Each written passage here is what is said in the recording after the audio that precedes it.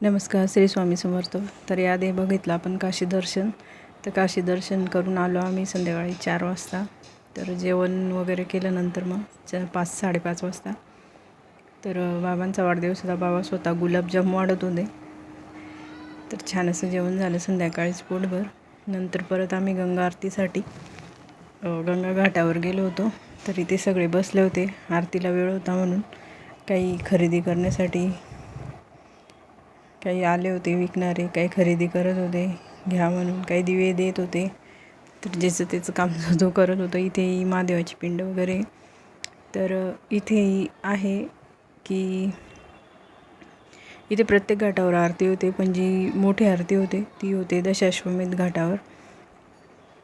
तर तिथे मंदिराच्या जवळ आहे थोडंसं, तिकडे त्या बाजूने होते. हा गाय घाट आहे. त्यानंतर मग आम्ही बसलो होतो जहाजामध्ये, कारण संध्याकाळची जी मजा असते घाट बघण्याची तर खूपच छान असा अनुभव होता आणि अविस्मरणीय असे क्षण होते ते असं म्हणू शकते मी तरी. तर खाली गंगामाईवर चंद्र दिसत होता आणि समोर काशी विश्वनाथाचं मंदिर. तर खूप छान असा अनुभव होता. तर इथे त्यांनी सगळ्या घाटांची माहिती वगैरे सांगितली. राजघाट, सिंधिया घाट, मणिकर्णिका घाट, दशाश्वमेध घाट, ब्रह्मा घाट, गंगा घाट, गाय घाट, गया घाट असे वेगळे वेगळे घाट होते. तर मग इथे सगळ्यांनीच घाट वगैरे बांधलेले जे आले त्यांनी. तर सगळ्यात जास्त महत्त्व इथे मी जसं आधीच्या व्हिडिओ मध्ये म्हटलं अहिल्याबाई होळकरांचं आहे आपल्या संस्कृती टिकवण्यामागे. तर इथे आहे मणिकर्णिका घाट. तर संध्याकाळी इथे प्रेत जळतच होते. तर इथे जे महत्त्व आहे काशीमध्ये, कारण मुक्त होतं माणूस असं म्हणतात, म्हणून इथे जास्त महत्त्व आहे. आणि ते सतत प्रेत जाळतच असतात आणि जाळलेले प्रेत गंगामाईमध्ये अर्पण करून देतात. पण कुठेही पाणी असं अस्वच्छ किंवा प्रदूषण वगैरे दिसत नाही, म्हणूनच गंगा श्रेष्ठ पवित्र असं मानलं जातं. तर आम्ही जेव्हा मध्ये गेलो होतो समजा दुपारी, तेव्हा खूप असे लाकडं वगैरे रचलेले होते. निरंतर ते लोक लाकडं वगैरे वाहतात आणि इथे जे प्रेत येतात त्यांना जाळतात. आता हे जे मुख्य गेट आहे काशी विश्वनाथाचं, पण इथून एंट्री नाही आहे कारण खूप गर्दी होते म्हणून, बाजूने एंट्री असते. तर इथे हा एक घाट आहे. तर असे आम्हाला 54 घाट त्यांनी दाखवले होते रात्री. जवळपास आम्हाला 2 तास लागले होते फेरीबोटीमधून. तर रात्री छान असं दिसत होतं, लायटिंग्स वगैरे सगळीकडे आणि पाणी खूप छान दिसत होतं.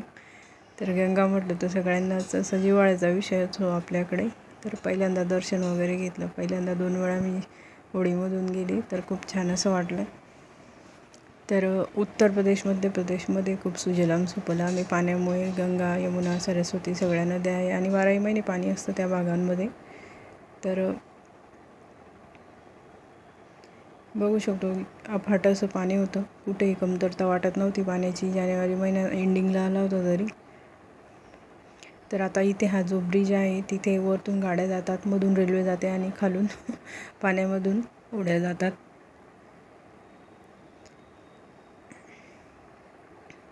तर इथे नमो घाटही बांधायचं चालू आहे, याचं उद्घाटन बाकी आहे अजून. नमो घाट म्हटलं तर समजून जायचं मोदीजींचा. तर इथे त्यांच्याही नावाचा घाट होईल आता.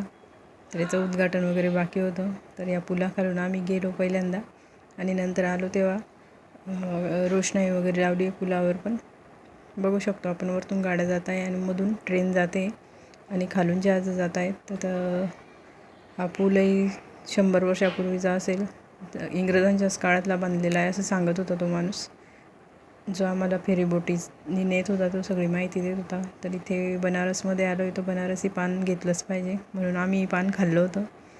तर टेस्ट अशी छान होती पानाची.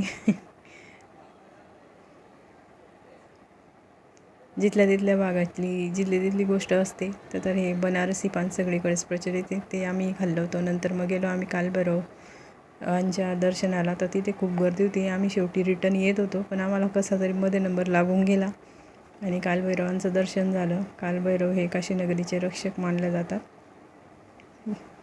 म्हणजे द्वारपाल असं म्हणतात त्यांना काशीचे. त्यांचं दर्शन झाल्याशिवाय काशी यात्रा पूर्ण होत नाही असं म्हणतात. तर आमचं दर्शन झालं. थँक्यू. श्री स्वामी समर्थ.